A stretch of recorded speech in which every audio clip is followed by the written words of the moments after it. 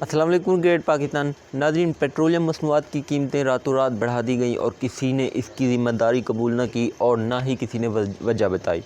عوام اس اقدام سے بہت ہی نالاں ہیں اور وہ پی ٹی آئی کے سپورٹر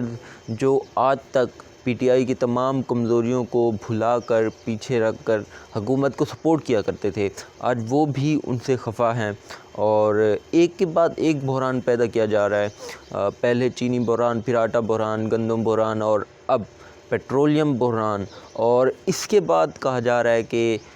ایک اور بحران آنے والا ہے اور وہ بحران بہت گمبھیر ہوگا اور وہ ہے ادویات کا بحران۔ اور ادویات کا بحران اس طرح کہ پاکستان میں ادویات بہت کم پیدا کی جا رہی ہیں۔ پاکستان میں جو انڈسٹری ہے وہ اتنا کامیاب نہیں ہے کہ پاکستان کو ادویات کی ضرورت ہے وہ پوری کر سکے، لیکن یہ بحران جب پیدا ہوگا تو بہت ہی برا ہونے والا ہے۔ تو کیا وجہ ہے کہ ایک کے بعد ایک بحران آتا جا رہا ہے اور حکومت کو فیل کرتا جا رہا ہے؟ تو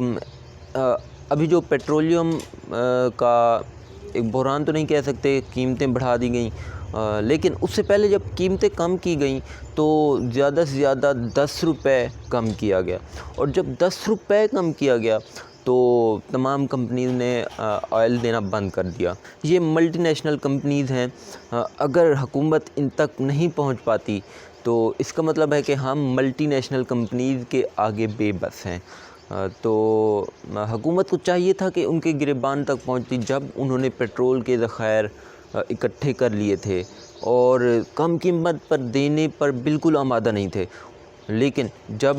قیمتیں بڑھا دی گئی تو وہ ذخائر پھر سے کھل گیا اور اب چاہے آپ 100 روپے کا ڈلواؤ یا 1000 روپے کا ڈلواؤ، آپ کو پیٹرول مل رہا ہے۔ تو یہ ایک معاملہ ہے ملٹی نیشنل کمپنیز کا، جنہوں نے مافیا بنا رکھا ہے اور حکومت سے جو بات چاہے منوا سکتی ہیں۔ یہ کمپنیز ہیں امریکہ کی، برطانیہ کی، روس کی۔ تو جب ان کے مالکوں کے گریبان تک ہاتھ پہنچتا ہے تو پیچھے سے پھر پریشر بڑھ جاتا ہے اور جو ہمیں امداد مل رہی ہوتی ہے پھر اس کا خطرہ ہو جاتا ہے۔ تو یہی وجہ ہے کہ ہمیں دیکھنا پڑے گا کہ ہم کیسے ان مافیات سے چھٹکارا حاصل کریں۔ اور جب وزراء سے پوچھا گیا کہ راتوں رات اوگرا کے نوٹیفیکیشن کے بغیر کیسے اتنی بڑی قیمت بڑھا دی گئی، اور کسی نے یکم کا بھی ویٹ نہ کیا، حالانکہ جب پیٹرولیم مصنوعات کی قیمتیں بڑھتی ہیں تو یکم کا انتظار کیا جاتا ہے اور اگلی یکم تک وہ قیمتیں برقرار رہتی ہیں، یا جب چینج کرنی ہوتی ہے تو پھر یکم سے کرنی ہوتی ہے۔ لیکن ابھی تو 4 دن رہتے تھے، تقریباً 26 کی رات کو نوٹیفیکیشن آتا ہے وزارت خزانہ کی طرف سے، اور اوگرا نے بھی کوئی ابھی تک بیان نہیں دیا کہ ہم نے تجویز دی تھی حکومت کو یا نہیں دی تھی،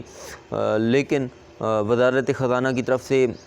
یہ نوٹیفیکیشن آتا ہے اور اچانک سے قیمتیں بڑھا دی جاتی ہیں۔ ایک بات یہ بھی ہو سکتی ہے کہ حکومت کو جو ٹیکس چاہیے تھا وہ کم مل رہا تھا، اب انہوں نے زیادہ ٹیکس حاصل کرنے کے لیے یہ قیمتیں بڑھا دی ہیں۔ میں آپ کو بتاتا چلوں کہ فی لیٹر حکومت کے پاس جو ٹیکس جا رہا ہے وہ 47 روپے ہے، تقریباً 47 روپے۔ اب 47 روپے آپ دیکھ لیں ایک پر لیٹر حکومت کو جا رہا ہے اور باقی جو ہے وہ کمپنیوں کو جا رہا ہے۔ تو حکومت کو چاہیے تھا کہ اتنا بڑا ٹیکس لینے کی بجائے، اگر ملٹی نیشنل کمپنیاں آپ سے ڈیمانڈ کر رہی تھیں کہ ہم گھاٹے کا سودا نہیں کرتے، تو آپ اپنا ٹیکس کم کر دیتے، اور اس صورتحال میں جب روزگار ناپید ہیں، لوگ گھر کو بیٹھے ہوئے ہیں، تو آپ کو چاہیے تھا کہ اپنا ٹیکس کم کرتے اور یہ قیمت سٹیبل رکھتے، لیکن اس میں بھی حکومت فیل ہو چکی ہے۔ جی ناظرین، فی الوقت مجھے دیجیے اجازت، اس ویڈیو کو لائک کریں، گریٹ پاکستان کو سبسکرائب کرنا نہ بھولیں۔